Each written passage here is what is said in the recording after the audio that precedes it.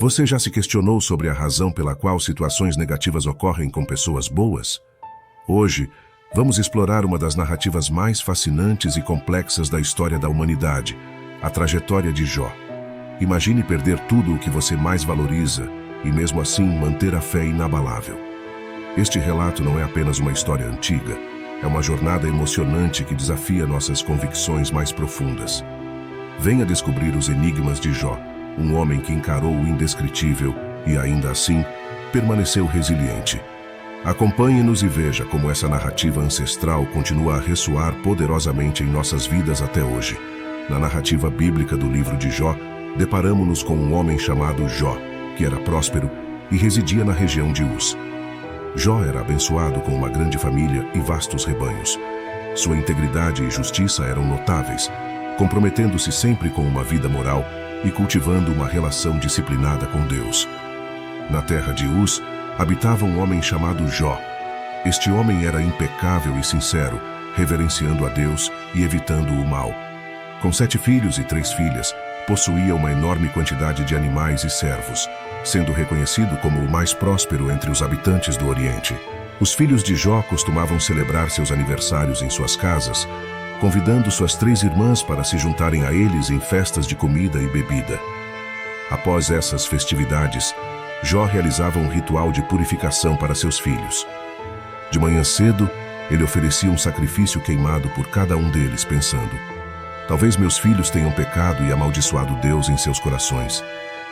Esse era o costume regular de Jó, conforme descrito nos versículos de 1 a 5 do primeiro capítulo do livro de Jó. Deus destacou a retidão de Jó perante Satanás. No entanto, Satanás argumentou que Jó era justo apenas porque Deus o favorecia com abundância. Um dia, os anjos compareceram diante do Senhor, e Satanás estava entre eles. O Senhor perguntou a Satanás: de onde você vem? Satanás respondeu: tenho andado pela terra, indo e vindo por ela. Então o Senhor disse a Satanás: você já notou meu servo Jó? Não há ninguém na terra como ele, um homem íntegro e justo, que teme a Deus e evita o mal. Satanás questionou se Jó temia a Deus sem motivo, apontando que Deus havia colocado uma proteção ao redor de Jó, de sua casa e de tudo o que ele possuía, abençoando suas obras e fazendo com que seus rebanhos se multiplicassem pela terra. Esses diálogos entre Deus e Satanás são descritos no livro de Jó, no capítulo 1, versículos de 6 a 10. Satanás desafiou a Deus, afirmando que se lhe fosse permitido afligir Jó, este mudaria sua atitude e amaldiçoaria Deus. Deus concordou em permitir que Satanás testasse essa audaciosa alegação, mas proibiu que a vida de Jó fosse tirada.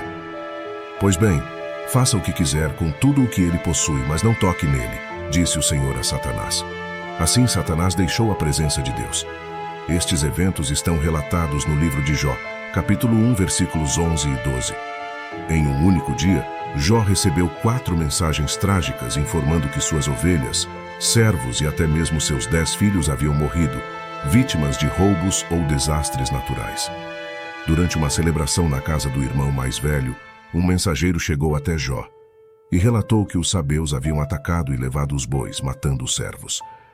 Logo em seguida, outro mensageiro chegou e contou que o fogo de Deus havia queimado as ovelhas e servos. Um terceiro mensageiro informou que os caldeus haviam atacado e levado os camelos, também matando os servos. Por fim, um último mensageiro comunicou que um vento forte do deserto havia destruído a casa onde seus filhos estavam, matando todos eles. Esses eventos trágicos são detalhados no livro de Jó, capítulo 1, versículos 13 a 19. Após enfrentar uma série de tragédias, Jó expressou sua dor rasgando suas vestes e raspando sua cabeça, mas ainda assim dedicou suas orações louvando a Deus. Prostrado no chão, ele adorou, reconhecendo que veio ao mundo sem nada e partirá da mesma forma. Ele afirmou: o Senhor deu e o Senhor tirou. Bendito seja o nome do Senhor. Mesmo diante de tantas adversidades, Jó não pecou nem culpou Deus por qualquer falha. Essa reação de Jó está registrada no livro de Jó, capítulo 1, versículos 20 a 22. Posteriormente, Satanás reaparece no céu e Deus lhe concede outra oportunidade para testar Jó. Desta vez, Jó sofre com feridas terríveis em sua pele. Sua esposa tenta persuadi-lo a amaldiçoar Deus e desistir da vida. Mas Jó resiste, buscando suportar seus sofrimentos. O enredo envolve duas tramas entrelaçadas, uma celestial e outra terrena. Os eventos na Terra refletem algo que já ocorreu no céu, de forma semelhante à guerra na Terra após um conflito celestial, como descrito no livro do Apocalipse. Além disso, 3 amigos de Jó, Elifaz, Bildade e Zofar, chegam para consolá-lo. Eles se sentam em silêncio ao lado de Jó por 7 dias, demonstrando respeito por seu luto. No 7º dia, Jó inicia um diálogo no qual cada um dos 4 homens oferece descrições poéticas de suas aflições e dilemas. Jó expressa sua angústia amaldiçoando o dia de seu nascimento, comparando a vida à luz e a morte à escuridão. Ele deseja nunca ter vindo ao mundo, desejando que seu nascimento tivesse sido ocultado nas trevas, pois sente que a vida só aumenta seu sofrimento.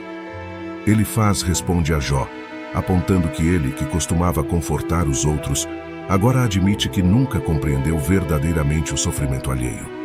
Elifaz sugere que a dor de Jó deve ser resultado de algum pecado que ele cometeu, aconselhando-o a buscar o favor de Deus. Bildade e Zofar concordam com Elifaz, argumentando que Jó deve ter agido de maneira ímpia para atrair a justiça divina. Eles sugerem que Jó deveria demonstrar um comportamento mais inocente. Bildade chega ao ponto de sugerir que os filhos de Jó trouxeram a morte sobre si mesmos. Zofar vai ainda mais longe, insinuando que qualquer erro cometido por Jó mereceria muito mais sofrimento do que o que ele está passando. Diante desses comentários, Jó reage com grande irritação, chamando seus amigos de médicos inúteis que mascaram sua ajuda com mentiras, conforme descrito no livro de Jó, capítulo 13, versículos de 1 a 4. Ele declara que também entende as coisas que eles sabem, não sendo inferior a eles. Jó expressa o desejo de falar diretamente com Deus e discutir seu caso com ele, acusando seus amigos de difamá-lo com mentiras e os considerando todos médicos inúteis. Jó posteriormente questiona por que Deus julga as pessoas com base em suas ações, quando ele poderia facilmente corrigir ou perdoar essas ações. Jó está confuso sobre como um ser humano pode realmente satisfazer a justiça divina, já que os caminhos de Deus são misteriosos e além da compreensão humana. Ele reconhece que os seres humanos não podem persuadir Deus apenas com palavras, pois Deus não pode ser enganado. Jó também admite que ele mesmo não se conhece o suficiente para poder argumentar eficazmente diante de Deus em sua própria defesa. Ele deseja desesperadamente encontrar alguém que possa interceder por ele diante de Deus, para evitar a condenação ao Sheol, o mundo dos mortos. Jó expressa sua convicção de que há um Redentor ou testemunha no céu, que irá confirmar sua integridade. Ele declara no capítulo 19, versículo 25, Eu sei que o meu Redentor vive, e que no fim se levantará sobre a terra. Além disso, no capítulo 16, versículo 19, ele afirma, Agora mesmo a minha testemunha está no céu, o meu advogado está nas alturas.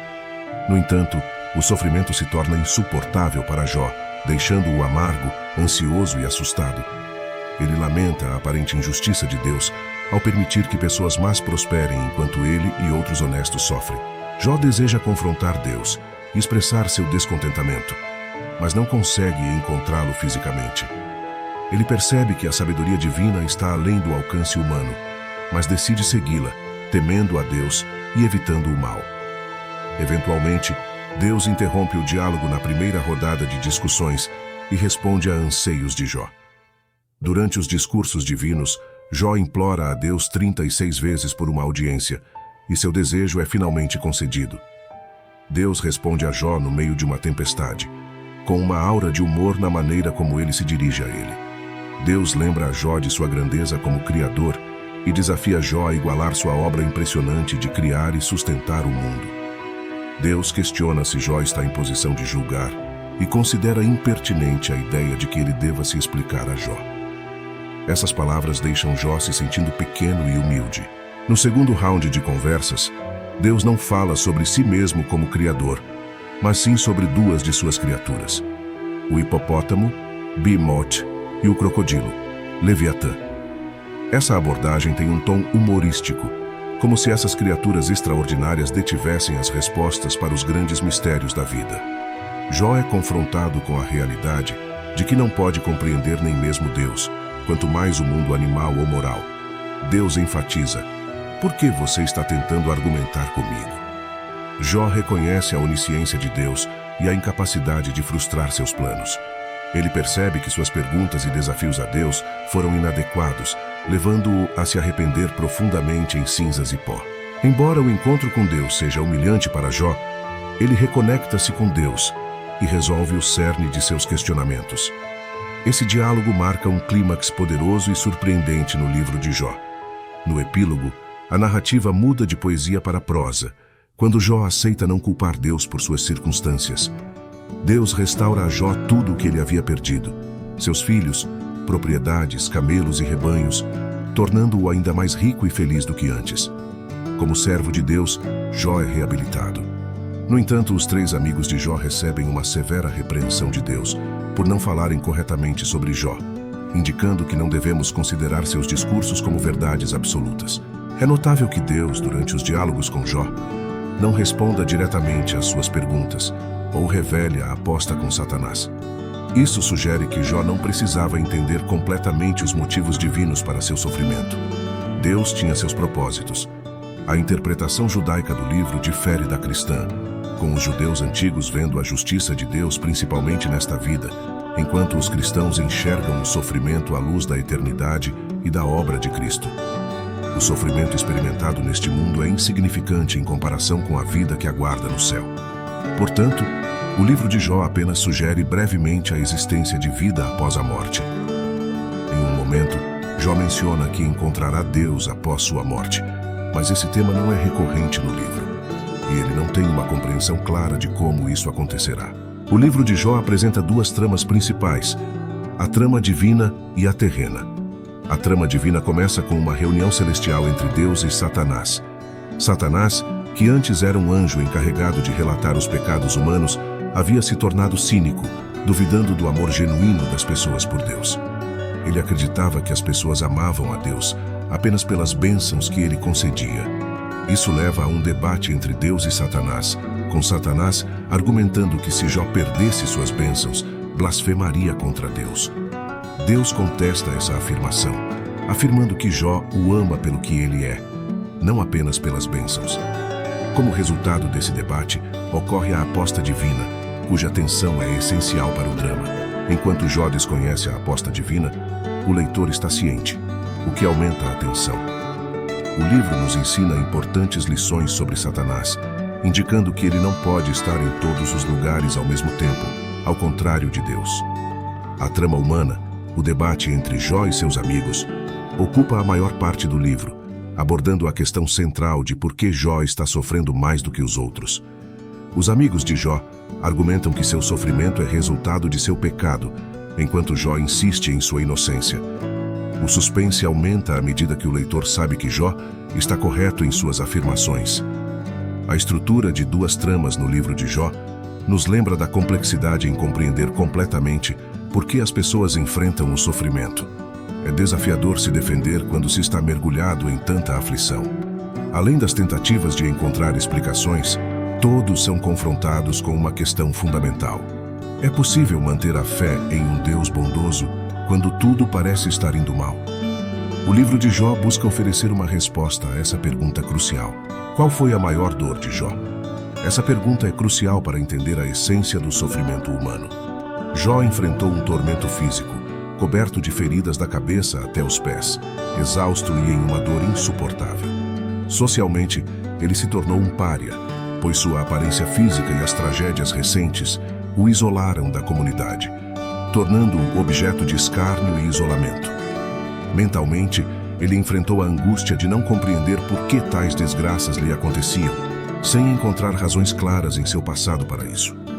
Espiritualmente, sua maior dor era sentir-se distante de Deus, clamando por sua presença, por uma resposta, por um diálogo que nunca parecia acontecer. O sofrimento se torna ainda mais angustiante quando sentimos que Deus está distante e aparentemente desinteressado. No entanto, quando Jó finalmente consegue o encontro com Deus que tanto buscava, as coisas não seguem como ele imaginava, desafiando suas expectativas e ampliando ainda mais a complexidade do sofrimento humano. Para os cristãos, o livro de Jó pode ser interpretado à luz do Novo Testamento de diversas maneiras significativas. A primeira delas é: assim como Deus permitiu que Satanás provocasse a morte de Jesus na cruz, com o próprio Filho clamando, "Meu Deus, por quê?", o livro de Jó ilustra a ideia de que Deus nem sempre explica o propósito do sofrimento. Isso sugere que até o Filho de Deus perdeu temporariamente a compreensão do propósito de seu sofrimento durante a crucificação. A segunda, os cristãos entendem que a vida continua além da morte e, portanto, os problemas do sofrimento podem não ser completamente resolvidos nesta vida terrena.